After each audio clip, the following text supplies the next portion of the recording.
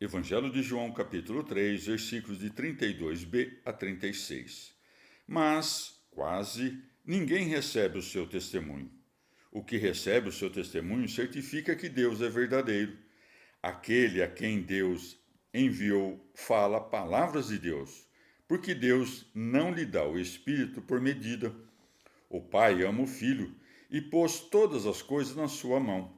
O que crê no Filho tem a vida eterna. O que, porém, não crê no Filho não verá a vida, mas sobre ele pesa a ira de Deus. Palavra da salvação. Comentário João 3, de 32b a 36. Santo Agostinho. Ou então, há certo povo que vai para sofrer a ira de Deus e que há de ser condenado a par do diabo. Nenhum dentre os seus recebe o testemunho de Cristo. Observa como, bem que entremeiem-se os homens, espiritualmente a divisão vai ao mundo. João os classificou segundo os pensamentos de seus corações, conquanto ainda não estivessem separados fisicamente. E, em o fazendo, deparou duas classes distintas de homens, fiéis e infiéis. Ao lançar o olhar sobre os infiéis, disse: Ninguém recebe o seu testemunho. Voltando-se, porém, da esquerda para a direita, acresce: O que recebe o seu testemunho certifica que Deus é verdadeiro.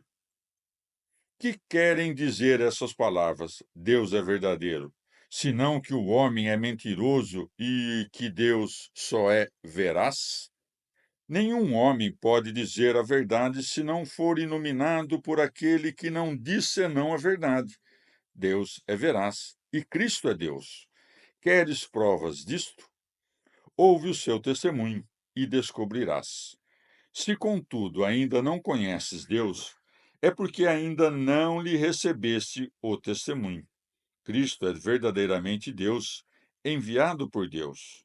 Deus enviou a Deus. Os dois, par a par, são um só Deus. E o mesmo João Batista disse: Aquele a quem Deus enviou, aplicando essas palavras ao Cristo para distingui-lo de si. Mas e agora? Acaso João Batista não foi ele próprio enviado por Deus? Sim, mas observa o que segue. Porque Deus não lhe dá o Espírito por medida. Aos homens, dá-lhe-o com medida. A seu Filho unigênito, porém, sem medida. A um é dado o dom de palavra da sabedoria. Outro recebe do mesmo Espírito o dom da ciência. Este recebe uma graça. Aquele, outra. 1 Coríntios 12. A medida é uma espécie de divisão dos dons, mas Jesus Cristo não os recebe por quinhões, porque deles é princípio e fonte. Como viesse de dizer, Deus não lhe dá o Espírito por medida. Ajunta, o Pai ama o Filho. E ainda, e pôs todas as coisas na sua mão, e nos fazer atinar com toda a extensão dessas palavras. O Pai ama o Filho. E de fato, o Pai também ama João e a Paulo, e contudo não lhes entregou tudo em mãos.